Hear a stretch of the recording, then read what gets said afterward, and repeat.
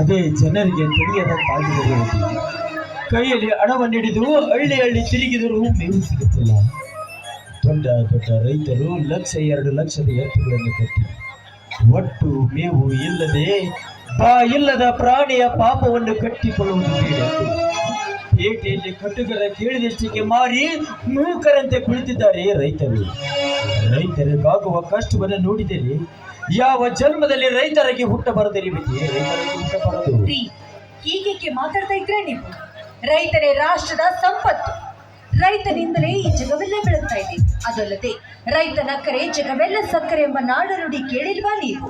ಅಕಸ್ಮಾತ್ ಈ ರೈತ ಉತ್ತಿ ಬೆಳೆಗೆ ಹೋದ್ರೆ ಇವತ್ತು ಈ ಭೂಮಿ ಮೇಲೆ 100 ಕೋಟಿ ಜೀವರಾಶಿಗಳು ಉಳಿಯುತ್ತಿರ್ಲಿಲ್ರಿ. ಅದಕ್ಕೋಸ್ಕರ ಈ ನಮ್ಮ ಸರ್ಕಾರ ನಮ್ಮಂತ ರೈತರಿಗೆ ಗೌರವಿಸುತ್ತದೆ. ಗೌರವ ಯಾವಾಗ ಸಿಗುತ್ತದೆ ರೇವತಿ ಈ ದೇಶದಲ್ಲಿ ರೈತನಿಗೆ ಗೌರವ? 100 ರೈತ ಮನೆತನವನ್ನೇ ಹಾಳು ಮಾಡಿ ಕೋಟ್ಯಾನುಗಟ್ಟಲೆ ಹಣವನ್ನು ಸುರಿದು ಎಂಡ ಕಂಡವನ್ನು ತಿನ್ನಿಸಿ ಜನರನ್ನು ಮರಳು ಮಾಡಿ ರಾಜ್ಯವನ್ನೆಲ್ಲ ಪಟಾಯಿಸುವ ರಾಜಕಾರಣಿಗಳಿಗೆ ಸಿಗುತ್ತದೆ ಈ ದೇಶದಲ್ಲಿ ಗೌರವ.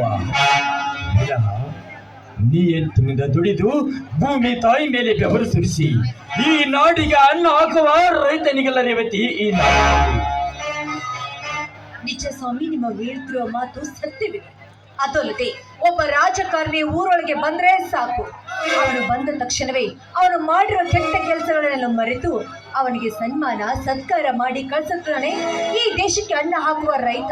ಅದೇ ಒಬ್ಬ ರೈತ ಒಬ್ಬ ರಾಜಕಾರಣ ಮನೆಗೆ ಹೋದ್ರೆ ಸಾಕು, ಯಾಕೆ ಬಂದಿದೆ ಕೇಳೋದಂತೂ ದೂರ ಹೋಯ್ತು, ಕಾರತ್ತೆ ಹೊರಟು ಬಿಡ್ತಾರೆ.